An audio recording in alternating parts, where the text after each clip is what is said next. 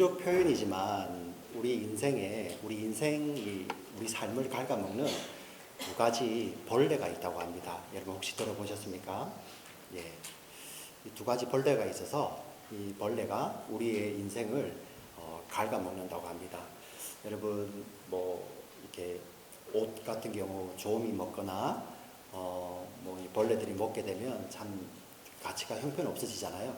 그처럼 우리 인생을 갉아먹는 두 가지 벌레가 있는데, 첫 번째 벌레가 우리 과거에 대한 후회라고 합니다. 과거에 대한 후회, 이게 첫 번째 벌레이고, 두 번째 벌레는 미래에 대한 염려라고 합니다. 미래에 대한 염려. 이 후회, 과거에 대한 후회, 미래에 대한 이 염려가 우리 인생을 갉아먹는다고 이야기를 하죠. 후회와 염려를 보면 사실 우리 마음을 나뉘게 해가지고 지금 있는 우리의 삶에 충실하지 못하게 하고 우리가 마땅히 가야 할 바를 가지 못하게 하는, 우리의 마음을 나누어 놓는 것이 바로 과거에 대한 후회와 미래에 대한 염려인 것이죠. 오늘은 이 염려에 대해서 우리가 조금 말씀을 나누어 보기를 원합니다. 왜냐하면 이 짧은 본문 가운데서 오늘 읽었던 이 마태복음 6장 마지막 부분입니다. 25절에서 34절, 이 짧은 본문 가운데 예수님께서 염려하다라는 이 헬라어 단어를 무려 6번이나 사용을 하셨습니다. 그리고 우리 제자들을 향해서 지금 주시는 말씀이에요. 마태복음 5장 1절부터 보시면 예수님이 제자들을 향해서 지금 주고 계시는 이 말씀이 7장까지 쭉 이어지고 있습니다. 오늘 이 말씀은 여러분 잘 아시는 산상설교라는 그 부분 안에 걸려있는 말씀입니다. 이 제자들에게 주시는데 특별히 명령을 하십니다. 3번이나 부정 명령. 너희는 이거 하지 마라. 뭐냐면은 염려하지 마라. 염려하지 마라. 염려하지 마라. 예수님이 이렇게 말씀을 하십니다. 도대체 이 염려가 어떤 의미를 갖고 있길래 예수님이 이렇게 염려하지 말라고 말씀을 하시는 걸까요? 우리가 나름대로 염려에 대한 정의가 있겠죠. 그래서 저는 어제 궁금했습니다. 이 말씀을 준비하면서. 그래서 예수님께서 이 염려를 어떻게 말씀하시고 생각하시는지 한번 찾아보기로 했어요. 그래서 헬라어 이렇게 뒤져보니까 예수님께서 사복음에서 염려에 대해 4번을 이야기하십니다. 염려, 명사, 염려. 우리 영어로는 anxiety 하겠죠, 그죠? anxiety. 이 염려라는 단어를 4번 언급하셨는데, 첫 번째가 여러분 잘 아시는 씨 뿌리는 자 비유, 씨 뿌리는 비유에 등장을 합니다. 거기에 3번 나와요. 거기에 3번 나오고, 그 다음 한 번은 예수님께서 종말에 대해서 마지막 날, 예수님 다시 오시는 재림의 날을 이야기하시면서 거기에 염려라는 말이 나옵니다. 그런데 앞에 3번은 우리 씨 뿌리는 비유에서 3번이 등장한다고 했는데, 사실 같은 맥락에서 병행 본문에서 마태복음 1번, 마가복음 1번, 누가복음 1번 이렇게 3번인 거예요. 그러니 횟수로는 예수님이 1번 말씀하신 거겠죠, 그죠? 씨 뿌린 자의 비유에서 1번 말씀을 하시고, 그리고 종말을 이야기할 때, 예수님 다시 오실 때 이야기하시면서 이 염려에 대해서 이야기를 하십니다. 우리 좀 궁금하지 않습니까? 우리 씨 뿌리는 자의 비유는 이런 의미입니다. 씨 뿌리는 자가 나가서 씨를 뿌렸는데 좋은 땅에 뿌려진 씨는 그가 자라서 결실하였다. 열매를 맺었다. 30배, 60배, 100배 결실하였다고 예수님 말씀을 하시고요. 비유입니다. 그런데 나머지 3 땅이 있는데 하나는 길가였다. 그 길가에는 새가 와서 먹어버려서 결실하지 못하였고, 또 한 가지 땅은 돌밭이었다. 그 돌밭 위에 약간 흙이 있었는데 그 흙이 얇아서 싹이 나는 것 같지만 뿌리가 없어서 말라 죽어버리는 것. 그리고 나머지 하나가 바로 가시덤불, 가시떨기에 이 씨가 뿌려졌는데 그 가시떨기의 기운 때문에 씨가 결실하지 못하는 거예요.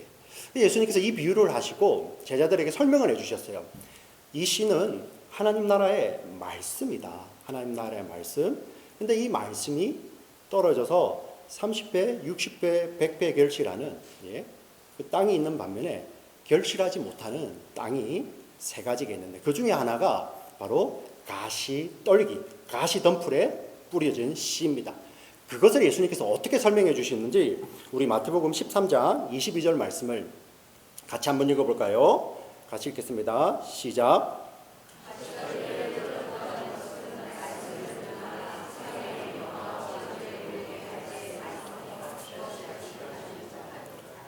예, 여기서 염려라는 게 나오죠. 예, 예수님께서 가지고 계신 이 염려의 개념은 말씀이 뿌려졌는데 그 말씀을 결실하지 못하게 하는. 예, 여러분 이게 굉장히 우리에게는 참으로 중요한 말씀입니다.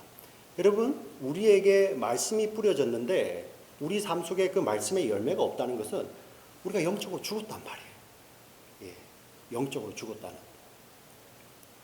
예수님은 이렇게 이 세상의 염려라는 것, 이 염려라는 것이 바로 하나님의 말씀마저도 결실하지 못하게 하도록 막는 것을 이야기하는 거예요. 또 한 가지를 보도록 하겠습니다. 종말 때 이 이야기를 하고 있어요. 종말의 시기를 이야기하시면서 우리 누가복음 21장 34절부터 35절까지 제가 읽어드릴게요. 여러분 잘 보세요. 너희는 스스로 조심하라.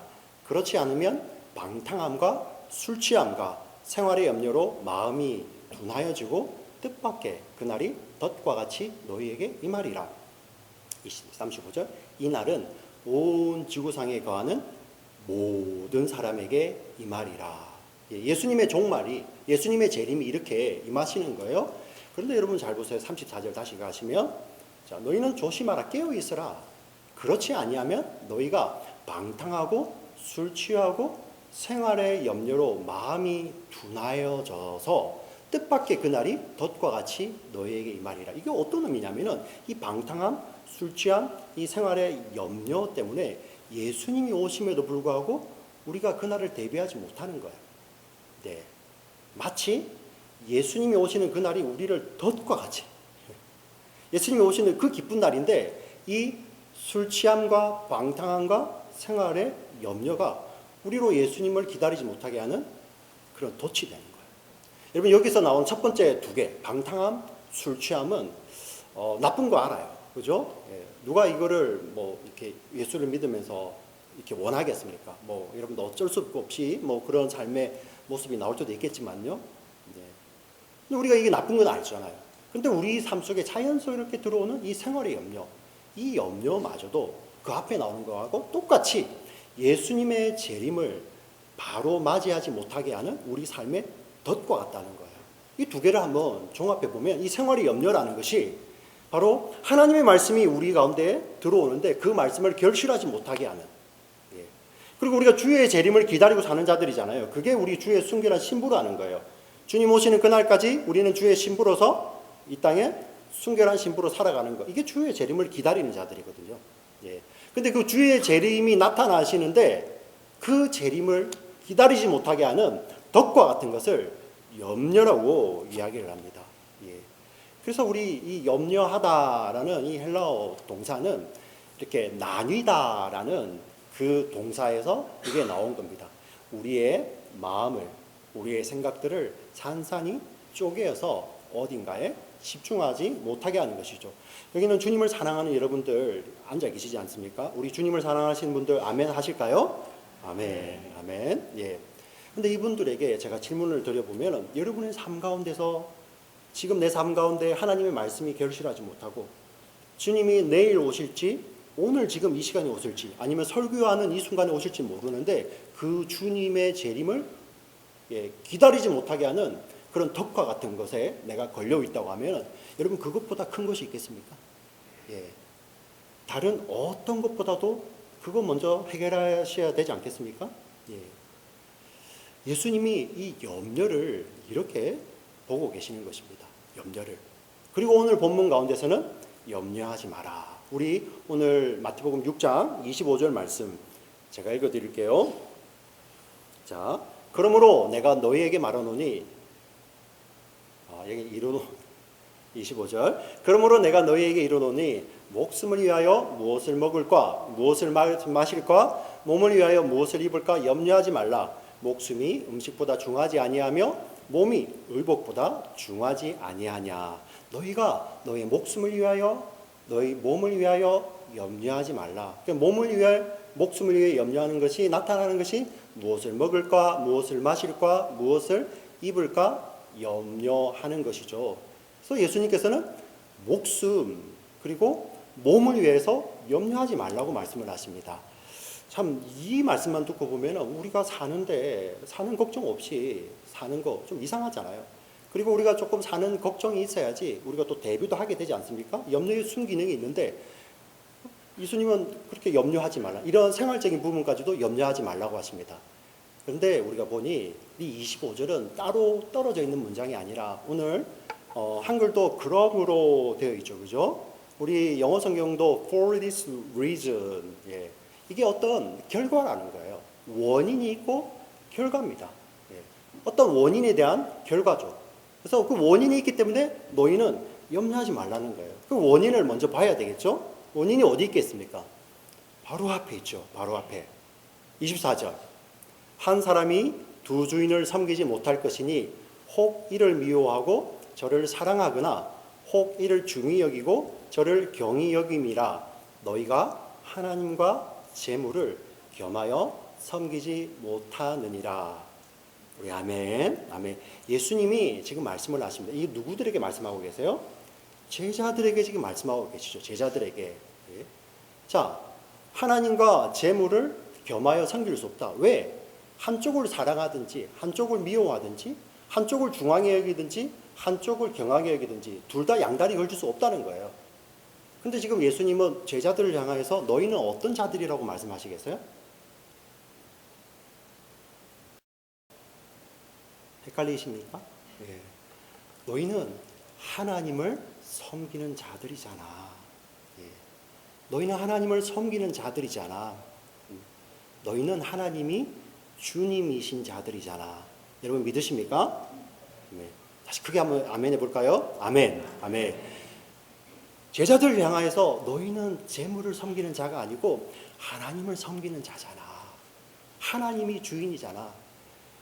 우리 구약 성경, 신약 성경에서 주인이신 하나님께 우리 사람들이, 우리 성도들이 해야 될 것이 무엇입니까? 하나님을 위해서 우리가 노예처럼 노동을 하는 것입니까?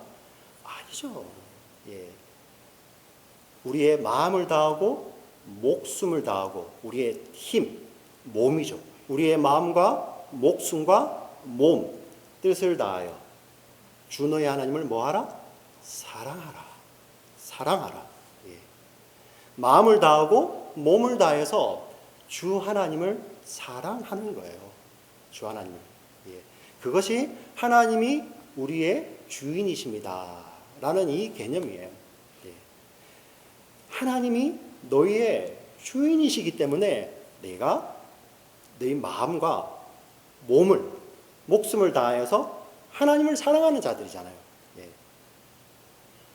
이렇게 하나님을 사랑하면 하나님께서 모든 것을 더해 주신다는 이런 의미입니다. 그렇기 때문에 너희는 몸을 위하여 목숨을 위하여 염려하지 말고 무엇을 먹을까? 무엇을 입을까? 무엇을 마실까? 염려하지 말라. 이렇게 말씀을 하시는 거예요. 왜 또 이렇게 말씀을 하실까? 한번 생각을 해보세요. 여기서 보시면 하나님이 우리의 주인 되셔서 우리는 마음을 다하고 목숨을 다하고 몸을 다하고 우리의 뜻을 다해서 하나님을 사랑합니다. 그게 제자들이고 하나님의 자녀들이죠. 근데 이 본문에서 보면 하나님의 자리에 올라서고 싶은 게 나와 있어요. 네. 하나님 대신에 주인 노릇하고 싶은 게 있죠. 오늘 24절에 뭐가 있습니까? 재물이에요. 재물. 재물. 이 재물이 하나님의 자리에 서고 싶은 거예요. 자기가 주인 되고 싶은 거예요. 네. 그래서 그 재물이 사용하는 도구가 뭐겠습니까? 재물이 하나님이 우리의 주인 되시는데 재물이 그 하나님 자리에 올라서고 싶은 거예요. 세상이. 거기서 어떤 것을 사용하여서 우리의 주인 노릇하려고 할까요? 염려죠. 염려. 저와 여러분의 염려를 사용하죠. 여러분, 마귀는 세상은요 교묘하게 꼬웁니다. 교묘하게. 우리가 하나님이 주인 되었다면 이렇게 고백합니다. 네, 하나님 우리의 주인 되셔서 우리가 마음을 다하고 목숨을 다하고 우리 힘, 몸을 다하고 우리의 성품을 다하여 하나님을 사랑할 때 하나님이 영광 받으시고 그 모든 것을 다 공급해 주시는 거예요. 그런데 이 재물이라는 게 하나님 노릇하고 싶은 거죠. 우리의 염려를 건드립니다. 다 알아, 맞아.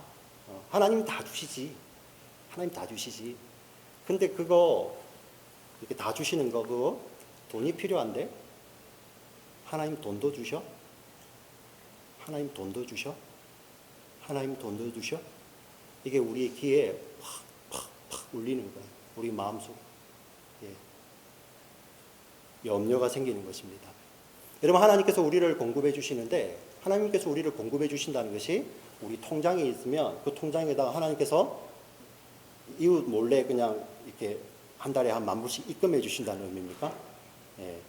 우리 목회자들은 이제 하나님 주시는 것으로만 살아야 되는데 저는 다른 통장이 있어서 하늘 은행에서 우리에게 한 달에 뭐 5,000불씩 이렇게 턱턱 넣어 주십니까?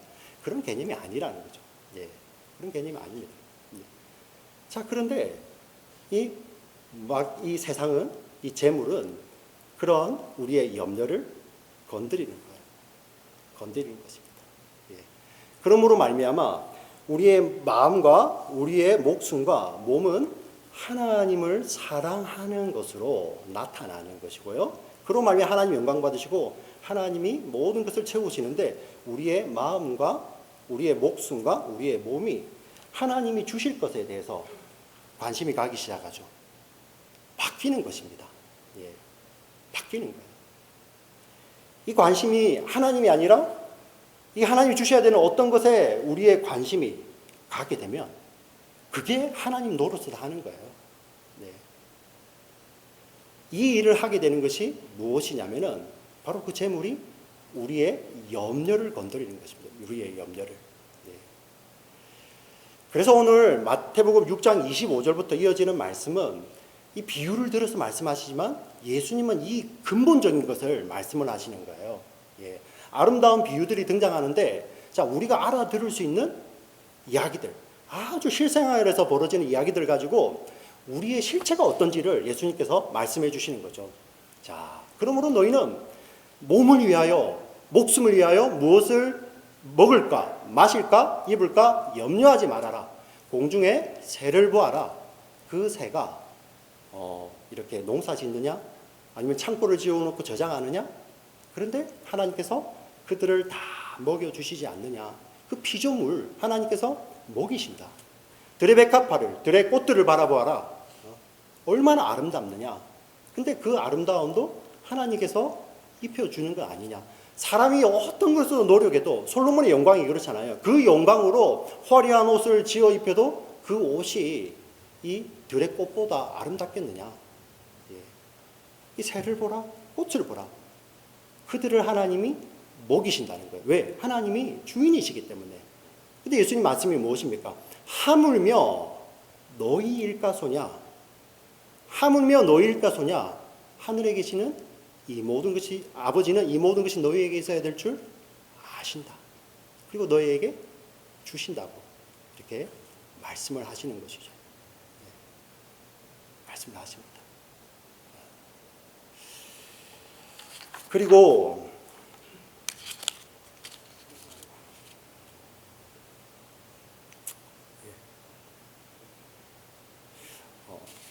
제가 너무 이렇게 말씀에 집중해서 오다 보니까 중간에 내용을 빠뜨리고 왔는데요.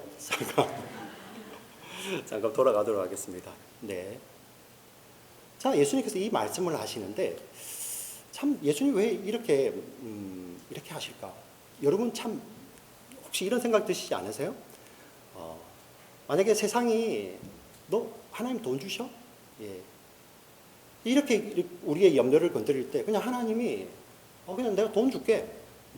세상이 얼마 준대? 세상이 1,000불 주면 내가 10,000불 줄게. 세상이 10,000불 주면 내가 100,000불 줄게. 하나님이 이렇게 좀 힘자랑하시면 어떨까요? 하나님께서. 근데 하나님 그렇게 안 하신다는 거예요. 우리 아버지가 우리를 먹이신다는 그 개념을 우리가 잘못 이해하게 되면 우리는 하나님 아버지를 이러한 개념으로 이해하기 쉬워요. 몇 년 전입니까? 한 10년? 10년 정도 됐을까요? 한국에 참 굴지의 재벌 그룹이 있었죠. 그죠? H그룹.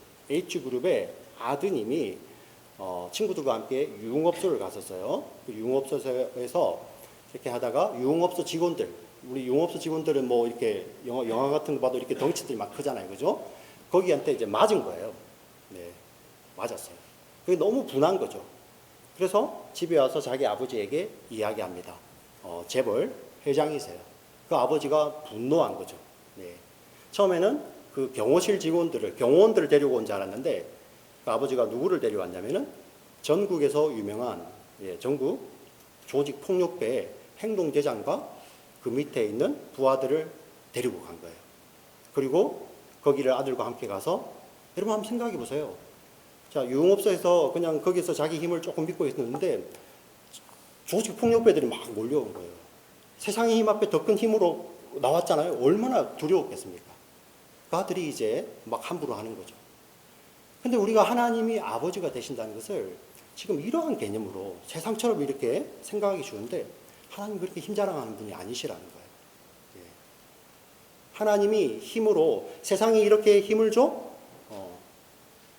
나도 더 힘을 줄게.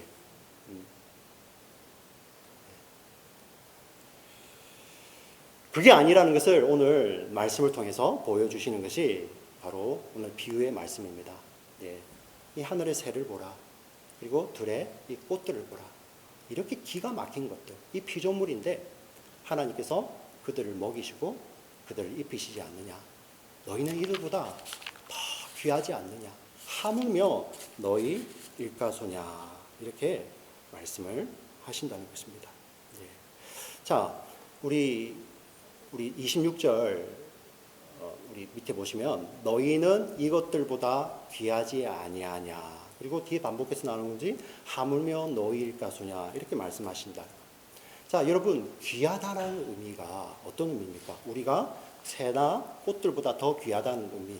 하나님께서 돈으로 가치를 쭉 매기셔서 사람은 조금 더 돈을 많이 쳐준다는 그런 의미일까요? 예.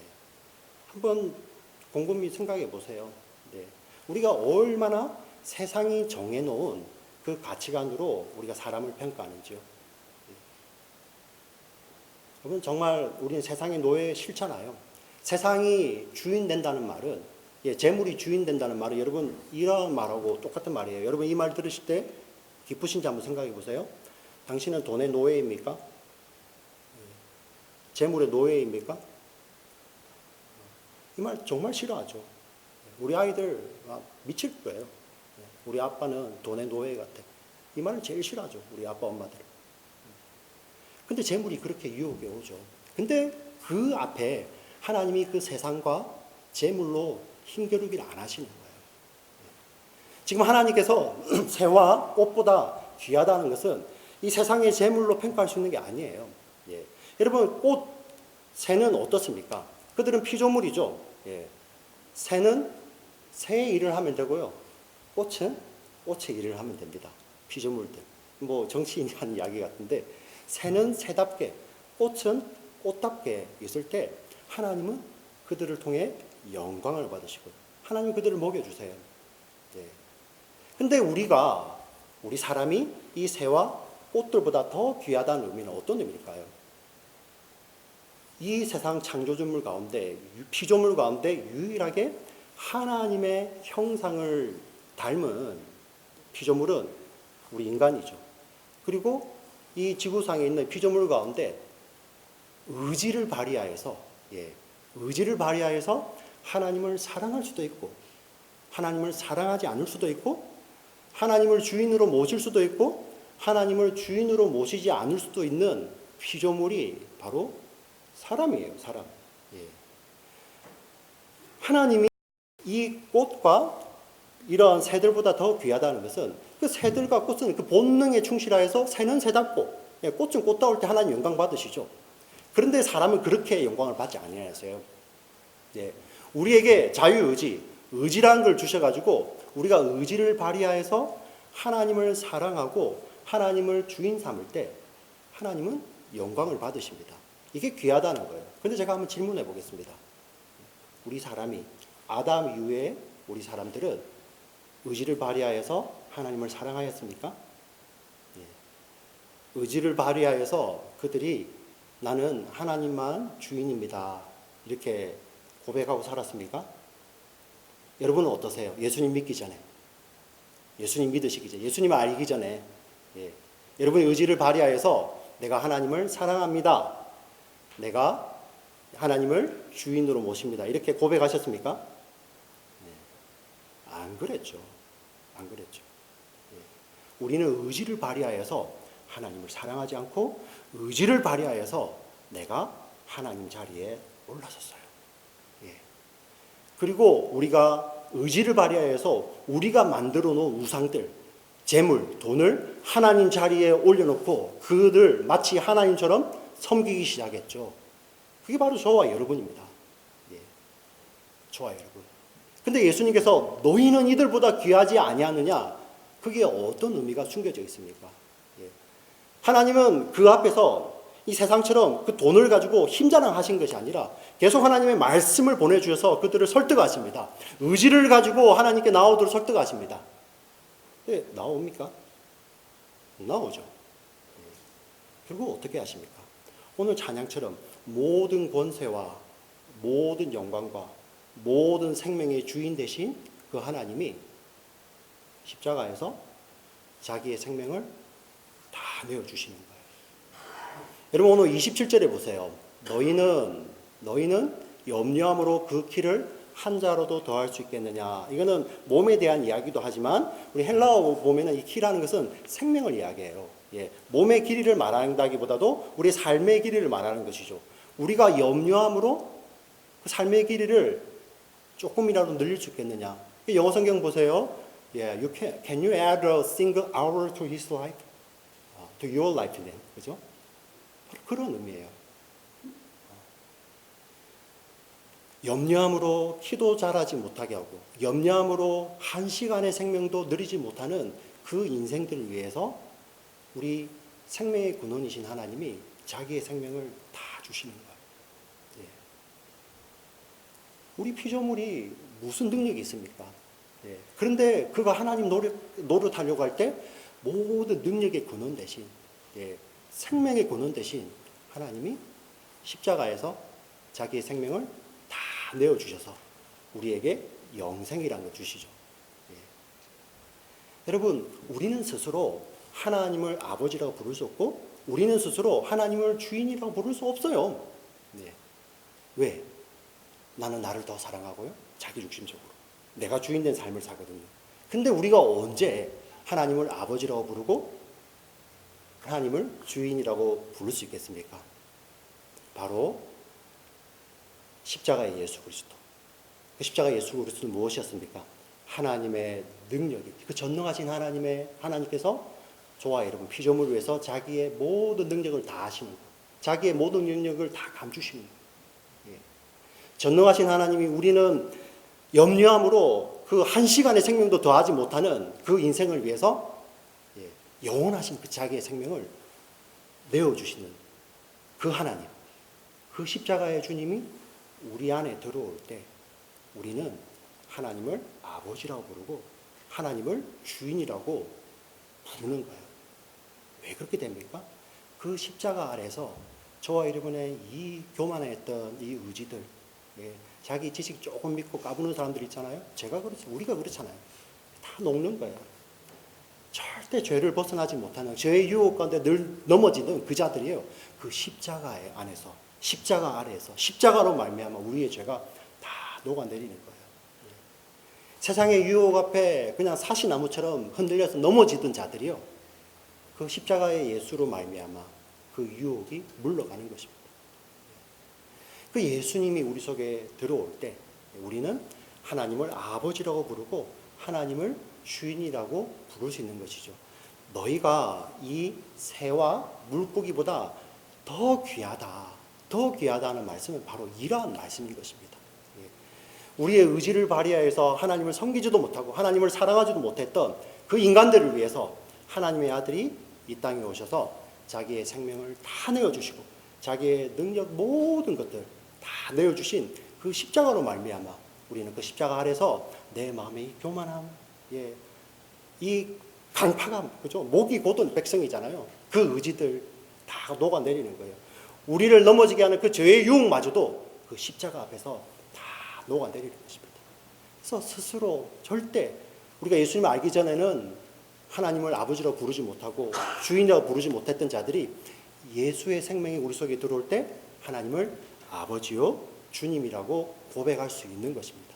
예, 믿으십니까? 예. 이렇기 때문에 우리 34절 예, 또 원인, 이게 원인이죠, 그죠? 이게 바로 원인이 되었고 결과 우리 33절 그런즉 너희는 먼저 그의 나라와 그의 의를 구하라. 그리하면 이 모든 것을 너희에게 더하시리라. 예. 우리가 너희가 하물며 너희가 이들보다 더 귀하지 않느냐. 하나님께서 우리에게 이러한 생명을 주심으로 말미암아 우리는 이제 하나님을 주인이라고 부를 수 있고요. 우리는 이제 마음을 다하고 목숨을 다하고 뜻을 다하여 주 너의 하나님을 먼저 사랑하고 그의 나라와 그의 일을 구할 수 있는 자들이 된 것입니다. 우리 예수로 말미암아 이런 소명이 주어진 것이죠. 예. 그래서 우리가 이 예수님 안에 있을 때, 예수님이 우리 안에 계실 때 우리는 그의 나라와 그의 일을 구할 수 있고요. 그리고 하나님은 모든 것들, 우리에게 필요한 모든 것들을 우리에게 더해 주시는 것입니다. 이 말씀에 대해서 우리가 조금 오해 안 했으면 좋겠습니다. 그러면은 우리는 이제 아무것도 안 해도 되고, 그냥 내일에 대한 계획도 없어도 되고, 막 살아도 됩니까? 그런 말씀이 아니에요. 여러분 한번 잘 생각해 보세요. 자기에게 정직하게 한번 생각해 보세요. 지금 여러분들 일을 하고 계시는데 그 일이 하나님이 내게 직접 오셔서 이 일을 너가 해. 이렇게 말씀하셨다면 여러분 지금처럼 하시겠습니까?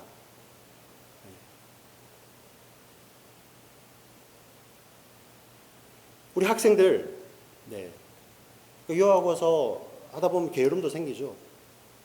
그런데 오늘 아침에 하나님이 누구야 이것은 네가 했으면 좋겠다 이렇게 직접 말씀해 주시면 여러분 그렇게 하시겠습니까?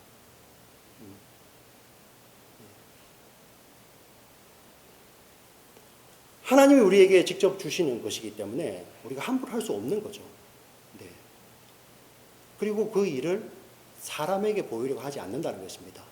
우리 6장에서 반복해서 쓰시는 말씀, 예수님 하시는 말씀이 너희는 사람 앞에 보이는 자들이 아니라 은밀히 보시는 내 아버지.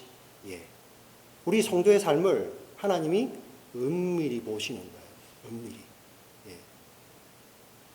여러분 어떤 가게를 하신다고 생각해 보세요. 여러분들이 직원들을 하이하셨습니다. 고용하셨습니다. 근데 그 고용인들이 주인이 볼 때는 좀 열심히 하는 것 같아요. 그런데 주인이 보지 않으면 하지 않습니다. CCTV 밑에서는 열심히 하는 것 같은데 CCTV가 없는 사각지대에 가서는 딴짓하고 있는 것이고 자, 그거는 하나님 앞에 은밀히 보시는 하나님 앞에 하는 것이 아니죠. 사람의 눈을 피하는 것입니다. 근데 여러분 정말 CCTV가 있든 없든 주인이 보든 보지 않든 하나님께서 맡기신 일이라는 것을 우리가 기억하고 소명으로 살아낼 때 그 삶이 복되지 않겠습니까?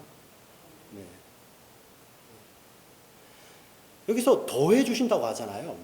억지로 하나님께서 이제 이렇게 살면 없어질 거야. 그래서 그냥 내가 만들어줄게. 그런 개념이 아닙니다. 우리가 정말 하나님이 주인 되시고 먼저 그 나라와 그 의를 위해 살면 그게 따라오는 거예요. 우리 어머님들께 우리 어머니 아버지들께 조금 이렇게 막 가슴에 확 와닿는 예를 드릴게요. 우리 아이들이요, 우리 자녀들이요. 엄마 아빠 보이는 앞에서만 공부를 해요. 잠깐 안 보면 그냥 게임만 합니다. 그 아이들이 변화되는 거예요. 정말 하나님이 주인됨을 깨달을 때, 이 공부를 하나님께서 내게 지금 맡겨주신 것이구나. 그래서 엄마가 보든 엄마가 보지 않든 하게 되는 거죠. 그 아이의 성적은 더하여지는 거죠. 그러한 개념입니다. 우리가 막 사는데 이제 하나님의 자녀가 되었으니까 우리가 막 살아도 하나님이 다 주실 거야. 그런 개념이 아니라는 것입니다. 우리가 그분의 나라와 그 의를 구해 살면 이게 자동적으로 따라오는 것이죠. 하나님 앞에 섭니다. 은밀히 보시는 하나님 앞에서. 시간은 또 어떻습니까? 우리 34절 보세요. 34절. 그러므로 내일을 위하여 염려하지 말라. 내일 일은 내일이 염려할 것이요 한날의 괴로움은 그날로 족하니라. 이걸 잘못 오해해가지고 오늘 일을 그냥 안 하고 내일 가서 내일 염려하자. 막 미루는 거, 그 개념이 아니에요. 여러분 잘 보세요. 내일 일을 내일 가서 내가 하는 것이 아니라 내일 일은 내일, tomorrow, 그 내일이 염려하게 하는 거예요. 이 개념은 뭐냐면은 지금이라는 거예요. 지금. 우리가 하나님을 주로 부르고 하나님의 나라와 의를 위해 사는 자들은 내일이 아니라, 내일은 아직 내게 온 것이 아니잖아요. 지금 당장, right now, 지금 하나님 앞에 서 있는 자들이에요. 그래서 내일에 대한 계획이 있겠죠. 그 계획마저도 지금 하나님 앞에 있는 것입니다. 말씀을 오해 안 하셨으면 좋겠습니다. 우리 청년들, 학생들 막 미루어서, 우리 유수들 막 미루어서 닥쳐서 해도 된다는 그런 말씀이 아니에요. 그 내일 일이 아니라 지금 하나님이 지금 부르신 그곳에서 하나님 앞에 아무도 보지 않는 하나님만이 보시는 은밀한 곳에 저와 여러분이 서 있는 자들이에요. 그리고 우리에게 모든 주어지는 것이 바로 하나님의 하나님께서 우리에게 맡겨주신 사명을 따라 사는 것이죠. 그게 바로 하나님이 우리의 주인 되시고 우리가 먼저 그의 나라와 그의 의를 구하는 것입니다. 언제요? 지금. 어디서요? 은밀히 보시는 하나님 앞에서. 하나님이 우리에게 필요한 모든 것을 더해 주신다는 약속입니다. 사랑하는 우리 지체 여러분, 여러분이 우리가 염려하지 말아야지 이런다고 염려가 안 생깁니까? 네. 염려가 일어날 수 있는 환경이 나타나잖아요. 근데 오늘 말씀은 무엇입니까? 그 환경 가운데 우리의 의지, 우리의 능력을 발휘하여서 우리가 할 수 없지만 내 속에 계신 예수 그리스도로 말미암아 우리 가운데서 그런 의지가 나오는 것이죠. 그러니 우리는 예수님을 더 의지하는 것입니다. 염려하지 말아야지 그게 아니라 내 속에 이 염려되는 환경이 온다 할지라도 예수님을 붙드는 것이죠. 우리가 하나님께 영광 돌려야지, 하나님의 나라를 위해 살아야지, 하나님의 의를 위해 살아야지, 맞습니다. 근데 그것보다도 더 근본되는 말씀은 우리는 할 수 없잖아요. 예수 그리스도를 붙들고 사는 것입니다. 우리가 이렇게 살아갈 때 때로는 이 땅 가운데, 삶 가운데 때로는 괴로울 수 있습니다. 세상은 아까 말씀드린 대로 그 염려라는 것을 먹이로 해서 우리를 자꾸 자극해 오잖아요. 그러나 그때 우리는 염려, 환경이 아니라 내 속에 계신 주님을 보는 것입니다. 주님을 붙드는 것입니다. 우리 주님이 이렇게 말씀하시죠. 너희가 이처럼 귀하다. 너희가 이처럼 귀하다. 이 귀한 자들에게 하나님께서 사명을 주시고 그 사명을 주님 주신 힘으로 우리가 감당해낼 때 하나님께서 모든 것을 더해 주실 줄 믿습니다. 우리 사랑하는 우리 지체 여러분, 말씀을 좀 기억하시면서 한번 눈을 한번 감았으면 좋겠습니다. 눈을 한번 감고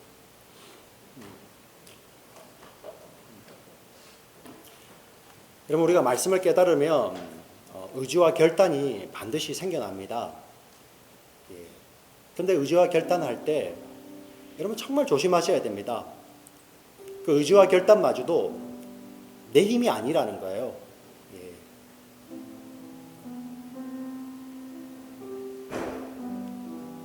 우리 복음서에 나오죠. 내가 믿나이다. 그러나 나의 믿음이 없음을 불쌍히 여기소서. 바로 이겁니다. 우리의 의지와 결단이 나옵니다. 근데 그 안에 예수님이 먼저 계시는 거예요. 우리가 염려하지 말아야지, 염려 안 해야지. 맞습니다. 근데 그 근본에는 예수님이 계시는 거죠. 그 예수님이 우리에게 말씀하십니다. 너희는 이보다 더 귀하지 아니한가? 하나님은 다 아신다. 그 연약함을 다 아시고 우리를 위해서 자기의 생명 다 내어주시고 그 모든 나라와 모든 권세와 모든 영광보다 더 뛰어나신 그 예수님이 십자가에서 다 내려놓으시고 생명의 근원 되신 그 예수님이 염려함으로 우리의 삶을 한 시간도 더하지 못하는 우리의 인생을 위해서 자기의 생명을 다 내어주십니다. 그리고 우리에게 영원한 생명을 주시죠. 이 생명이 있기 때문에 우리는 오늘 이 순간 하나님 앞에서 하나님께서 우리에게 맡겨주신 이 사명의 길을 걸어갈 수 있는 거예요. 내 속에 계신 예수님을 꼭 붙드시고 그 예수님 때문에 우리 하나님을 주라 고백하며 우리에게 주신 이 소명의 말씀, 너희는 먼저 그의 나라와 그의 의를 구하라. 그리하면 이 모든 것을 너희에게 더하시리라는 이 소명의 말씀을 붙들고 오늘이란 시간 가운데서 이 하나님의 은밀히 보시는 하나님의 눈앞에서 지금을 살아가시는 저와 여러분이 되었으면 좋겠습니다. 하나님 아버지, 참 놀랍습니다. 우리가 그렇게 싫어했지만 우리는 세상의 종로를 타고 있었고 재물의 종로를 타고 있었고 내가 주인된 세상에 종로를 타고 있었습니다. 의지를 발휘하여서 하나님을 주라고 고백할 수 없었고 의지를 발휘하여서 하나님을 아버지라고 고백할 수 없었던 저희들이었지만 그런 못난 저희들을 위해서 십자가에서 자기의 생명을 내어주시는 그 하나님의 아들을 바라볼 때 우리의 이 교만함이, 우리의 이 강팍했던 의지가, 우리의 죄의 유혹들이 다 녹아내립니다. 오 하나님 아버지, 이 예수 그리스도를 꼭 품고 살아가는 저희들 되게 하여 주시고 이제 이 은혜를 알기 때문에 우리에게 허락되어진 이 삶의 자리는 은밀히 보시는 하나님 앞에서의 삶의 자리이고 우리에게 허락해 주신 오늘이라는 이 시간은 하나님이 우리에게 사명을 위해 맡겨주신 하나님의 시간임을 저희들 믿음으로 고백합니다. 하나님, 이 삶의 현장에서 삶의 시간 가운데서 먼저 그 나라와 그의 의를 구하며 살아가는 저희 모두들 될 수 있도록 성령 하나님 우리 마음 가운데서 우리를 붙들어 주시고 우리의 삶 가운데 이 성령의 인도하심으로 말미암아 우리의 의지를 발휘하여서 하나님을 높이고 주라 고백하고 그 하나님이 너무 좋아서 사랑한다고 고백하는 저희 모두들 될 수 있도록 주의 은혜를 다하여 주시옵소서. 하나님께 모든 영광 돌리며 살아계신 예수님의 이름으로 기도합니다. 아멘.